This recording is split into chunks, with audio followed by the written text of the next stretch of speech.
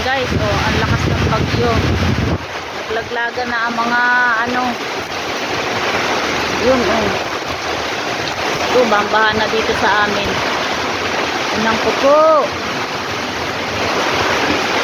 Ayan, nagtumbahan na yung mga ano, laglaga ng mga niyog. Ayun, nalaglag yung isang buwig. Buti na lang hindi ang puno. Pero nakas pa ng hangin. Oh, ang aming bubong sirang-sira na.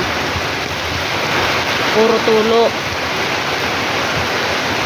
Nakakapangata, laki basang-basa na. Dito nanggagaling ang bagyo. Ayan oh. Ayan. Ayan oh. Gusto po Lord. Nakakatakot ang puno ng niyog. Ayan oh. Kita nyo naman ang lakas. Ayan oh. Dito nanggagaling. Nakaakyat na ako sa bubong. Nagalis na ako ng mga marasi po. Inay. Inay ko po, inay. Ang lakas. Kakapangatog.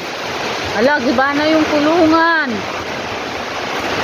Oh, may manok doon. Patay yung manok. Nilipad na. Hala.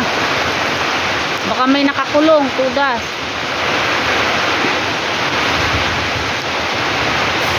Kawawa ang mga manok. Mas kawawa kami para kaming basang sisiw dito sa loob. Puro tulo ang loob. Diyos me, yung marimar, mga basa na lahat ng mga damit dito. Basa na ang aming mga damit. Uy, di ba nakakulo yung ano?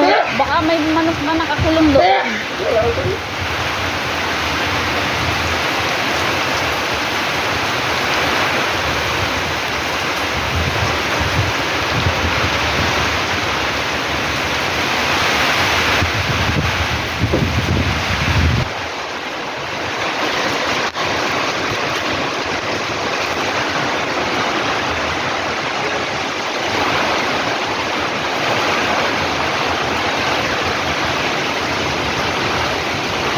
Hala, tumbahan na ang mga ano. Inay. Ang lakas talaga.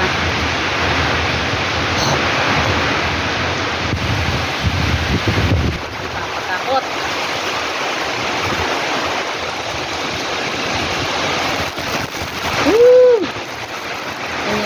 Kinakaligtig na ako sa bunaw.